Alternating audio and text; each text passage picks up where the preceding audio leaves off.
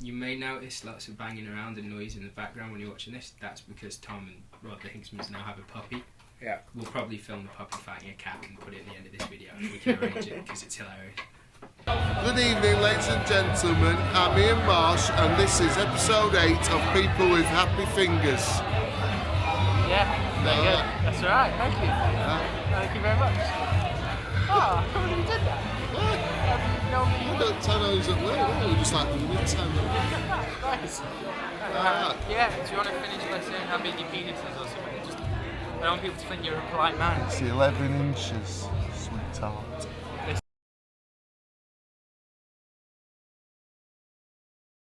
And this is episode 8 of Happy Fingers. People with Happy Fingers, yeah. episode 8. And who are we interviewing? We're interviewing my mum, which Sam has been asking to do since episode 1. I've been asking Mrs. Hinksman for a long time. And there may be a lot of those jokes. My mum will deal with them, she doesn't mind. I don't think there'll be many. Best behaviour. Yeah. I'm actually really tense about this. I'm going to start by reading this skill list that I've come up with just now for you. Okay? Stop me if anything doesn't sound right. Professional cleaner, mechanic, accountant, animal groomer. What's it like being Tom's mum? I've always been Tom's mum. Never thought of anything else. You watched him grow? I've watched him grow from being very, very tiny to being very tall and bigger than me now. Nice. You're quite proud? Yes, I am proud of him. And Tom? I'm proud of his sister. Proud of as your well. mum? Or? Yeah, awesome mum. Pretty much do anything that we need. If we can't work out how to do something, we just ask my mum. And she'll either know how to do it or know someone who knows how to do it, or we've got a book on it somewhere. Yeah. Veterinarian, cat guru, camera technician. You mentioned Tom's sister. Yeah, Debbie. Who do you prefer, Tom or his sister? I don't prefer either. Obviously me. They're both the same. Well, right. They're both my kids. We're both the same, but, right, they had Debbie, after a year got bored and decided to conceive me, so, yeah. Yeah. And did Debbie get a Nintendo? My brother, it's pretty self-obvious. Yeah. Like, you're the reason I never got a Nintendo when I was a little child. Okay. I had to make do with a Mega Drive. Neither of us got Nintendos. We were too poor for Nintendos. I had to wait until... Your Game Boys. Guess what? We got Game Boys. Game Boy's close. Yeah. Obviously raising 2 children. Quite a challenge, I imagine. Yep. Highlights? Seeing them grow up. Seeing them play together nicely. Not having too many fights. Putting the dog in the pram and taking it for a walk. Dressing it up in baby clothes. Nice. As kids do. And any good stories of Tom as a kid? I went down the allotment once and left him round his friend's house, which is 2 doors down. And he was on the trampoline and the swing. Trapeze. Yes, swing trapeze. And I got a phone call to say that he'd fell off and cracked his head open. He wouldn't go to the hospital, so I ended up taking him to the bloke that lives across the road, who's a bouncer.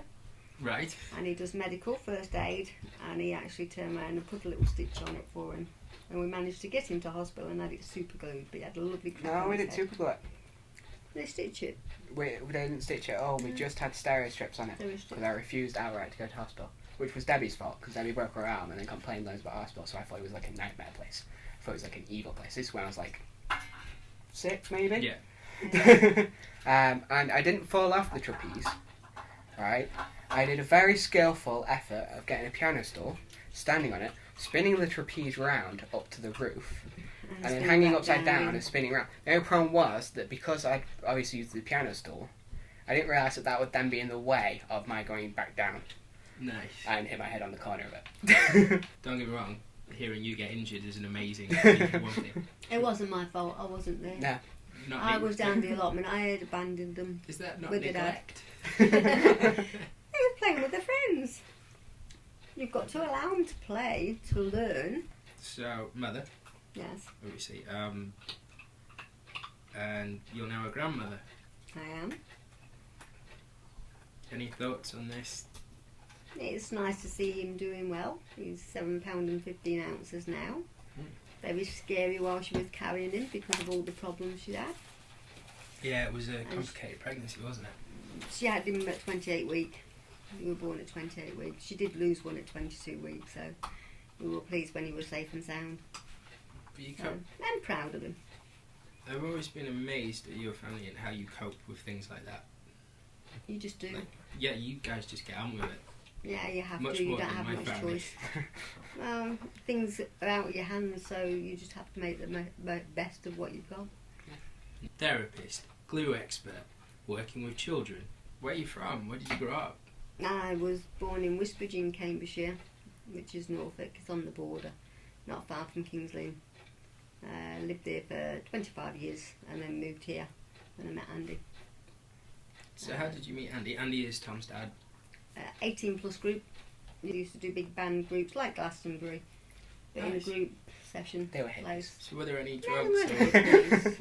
Were there any drugs or Possibly, but not that I see.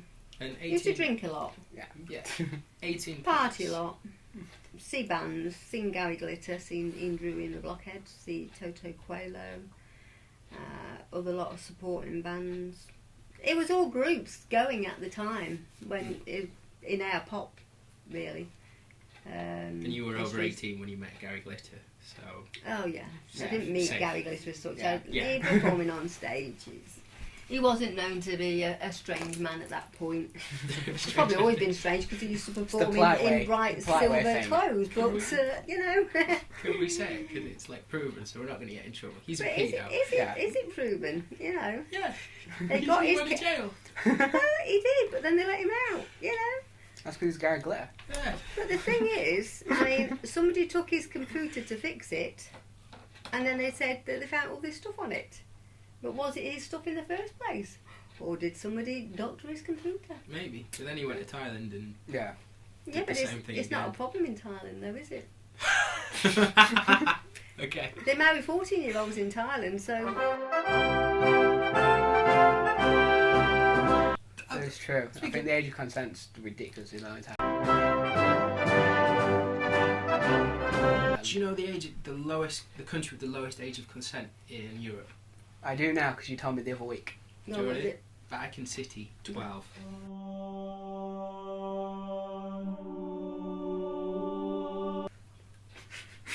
Child. So you grew up in Cambridge. Yeah. Quite a change. What made you? Well, you said Andy, I met Andy. and he was in Sheffield. He was in Sheffield. Because he's from around these parts. Is he? Yeah, he was. Yeah. Yeah, he lived in Beechif with Well, his that's mother. a hell of a change from like the nice warm south up to the. Well, hilly it's not north. really the south. Yeah, it's not Um, that warm. It's very It's flat. flat. It's more east. It's like Right. it's like same sort of weather, but No. very, very, very Flat. flat and No tiny. Right, Wisbech, for anyone who doesn't know, right?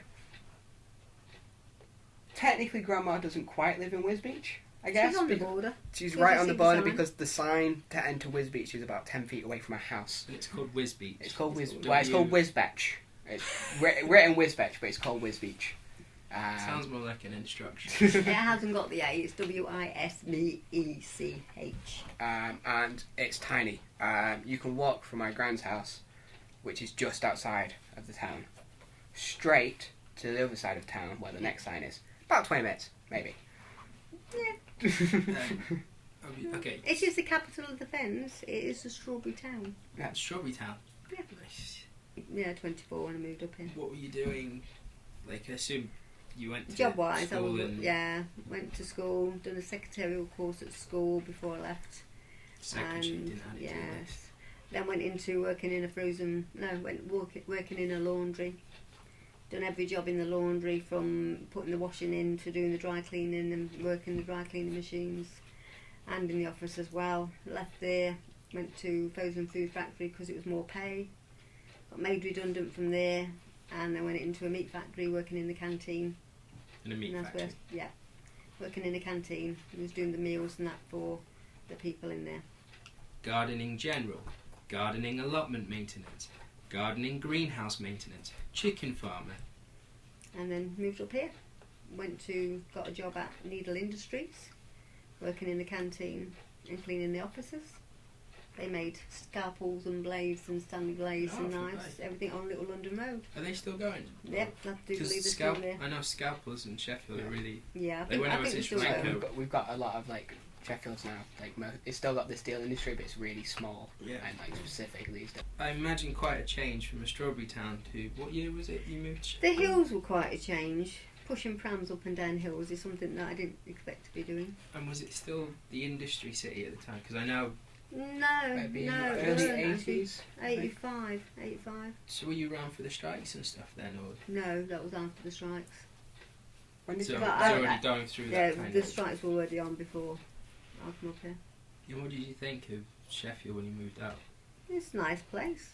Now you work 3 jobs. You're like, it's I down don't to know 2 how you jobs found now. I'm down to 2 jobs now. Clean the police station and clean the school. I don't do lunchtime. fair play. Because I remember, like, I film used to do wise. dinners. I suppose this will come more when it's about film and how you came to us. But like with the police, you were the one who like gave us the numbers to ring when we were filming out and we needed to contact Yeah. them. You told us all what to do. Yeah. Which was great because when I got in touch, like I emailed this police officer like, "Oh, we want to do a film where someone's got a gun," and he was like, "You can't." Yeah, can't just can't. outright said you can't do it. And I messed about like, well, if we do this or we cover the gun or the gun's just holstered the whole time, can we? No, the problem is you've got a gun, you can't do that. And then you just told Tom, ring this person, talk to them. Ring this person. All you have to do, or at least in Sheffield, I don't know. Obviously, I think it's 220-2020. Yeah. You ring them up, and all you have to do is you have to tell them what you're doing, so they know. Obviously, don't use real guns because that's illegal anyway. Tell them what you're doing, and you open an instant report and keep them up to date. As soon as you're finished filming, ring them, tell them, so that in case something goes on. Not just what you're doing, but where you're doing it, how long you're going to be doing it for, and they will ring. They will ring back. We ran over slightly. No, we didn't we were ring over. hacking away, Yeah, and we they forgot rang. to ring, and they rang up. They're close. Yeah. Like Yeah. the police are actually really nice with Yeah. filmmakers. They're just As long as you tell them. If you don't tell them, you might. I remember. oh, the you're story. in a large. When I was at college and I Riot went to police? Chesterfield College, someone filmed and riot police showed up because someone rang up and they hadn't told anyone. Pastry chef, film critic, aquarium constructor, then dinner lady at school as well. Like, how do you find working in a school? Because I would assume that would be awful, but No, I used to enjoy it. It got too political on what you can do, what you can't do. So, and behavioural children as well have changed a lot over the years to what they used to be when they was at school. do you find kids are getting more difficult? They are getting more difficult.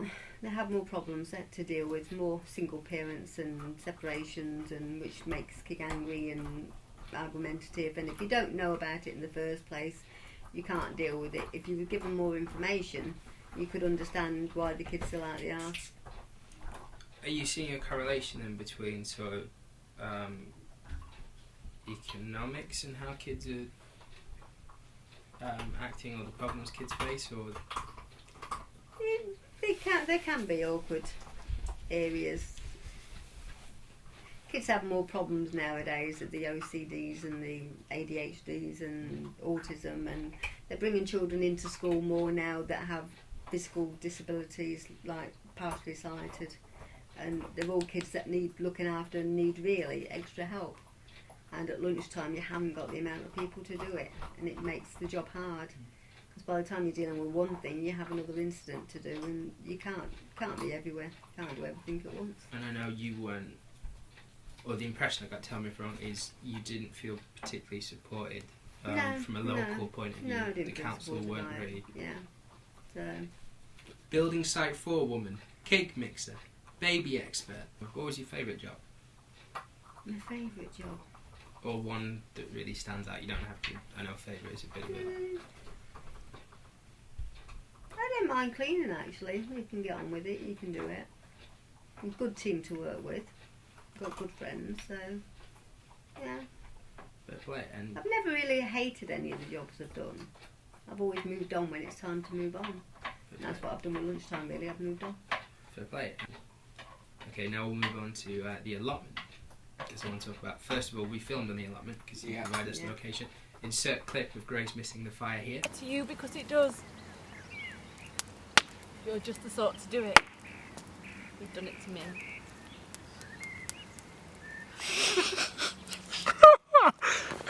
Oh my God. You try it, stand here and throw it. Throw this on the fire. Yeah, go on. Okay. Okay, you want me to do it like that? And we're back. That was Grace sucking and throwing things in a fire. Girl, she's lucky she can act. She can't throw for toffee. You do everything in the allotment. Like, you keep me in food. You're like the hunter gatherer for me. Constant supply of vegetables, like cherries. You're hungry, you get it. Yeah. But, you have 2 allotments. Yes. And you also do the books, if I remember, or you. I do the accounts. I do check the accounts. I don't do the account. I do the audit of the accounts of the allotment society. Like a safety check type thing. We have a. Call the puppy was. So I do the accounts every year at the moment. So because we have a committee, and there's quite a few people on the committee. This is the we puppy. do fundraising. Yeah. Dinner lady, manual labourer, nutritionist, dog walker. Got the allotment around about 97, 98. We have got pictures of the children down there digging and playing with water and Our messing. brilliant plots that probably never had anything on them.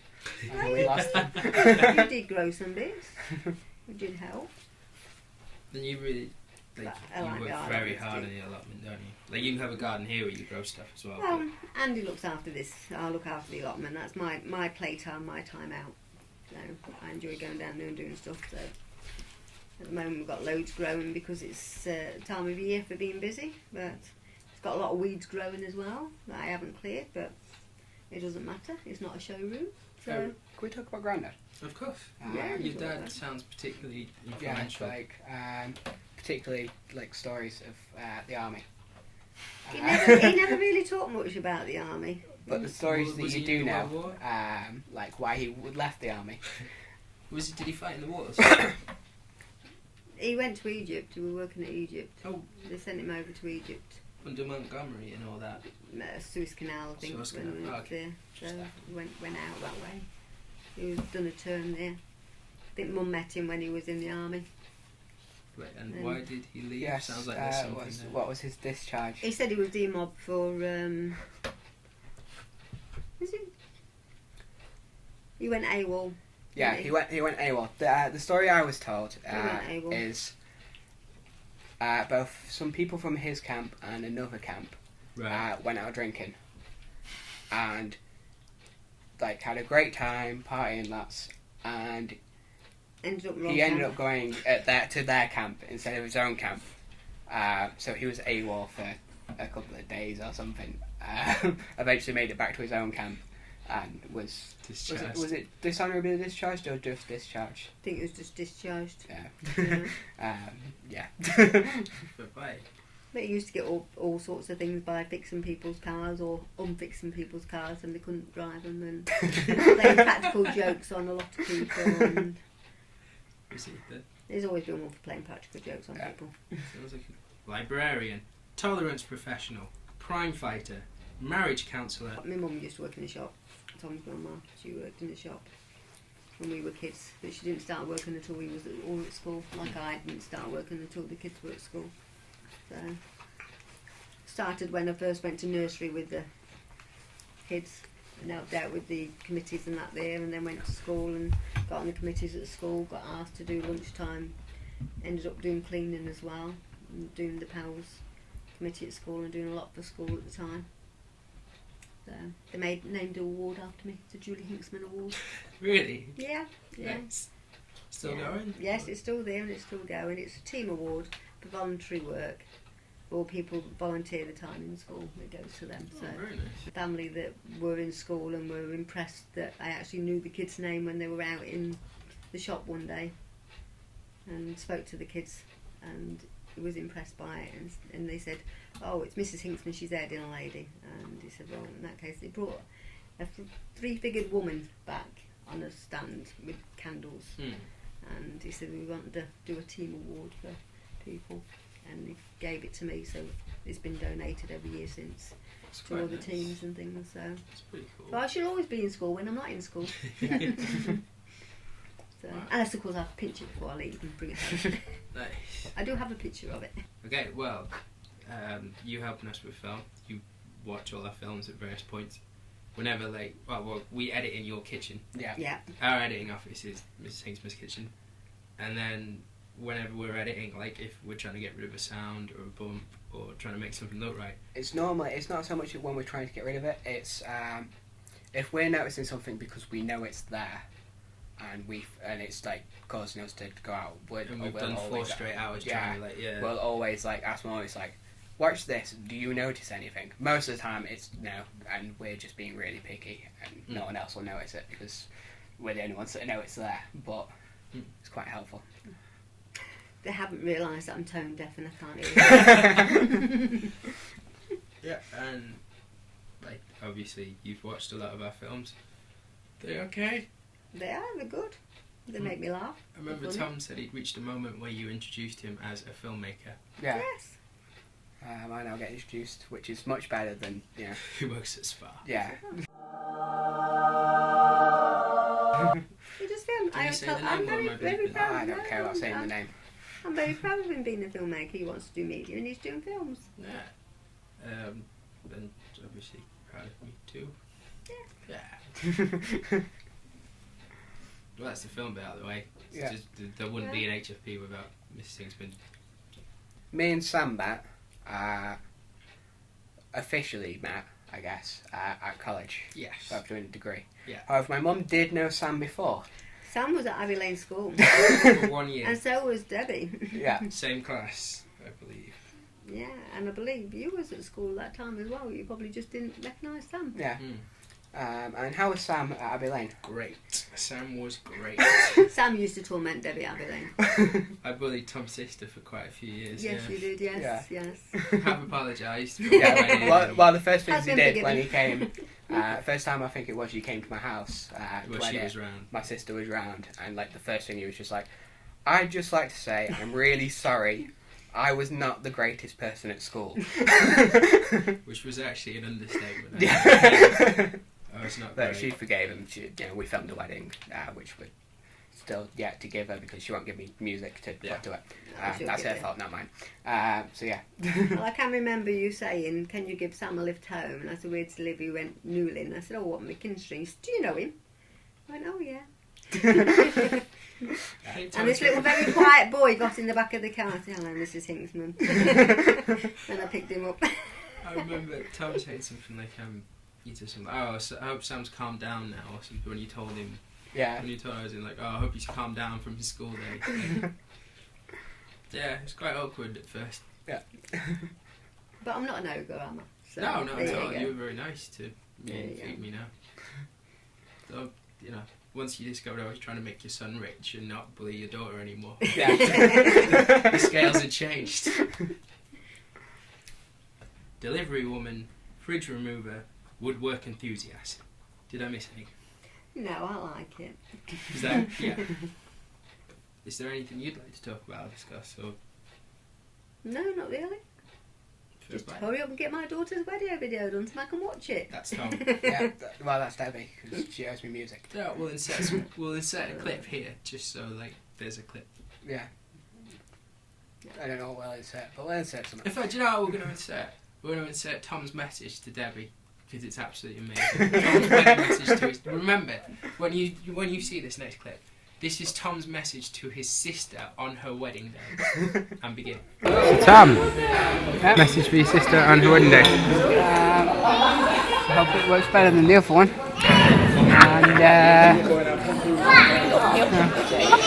And he doesn't seem like a prick, so it might work out well.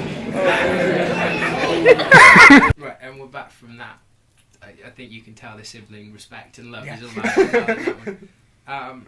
Right, how we end these is we usually have people give one piece of advice they give, and we've had some fantastic ones like insert clip here. Okay, so I have this quote. Our deepest fear is not that we are inadequate. Our deepest fear is that we are powerful beyond our measures. Messed up. It's our light, not our darkness, that most frightens us. We ask ourselves, who am I to be brilliant, gorgeous, talented and fabulous? Actually, who are you not to be? And the not so great insert clip here. Okay. Please deliver your one piece of advice. Don't get fat.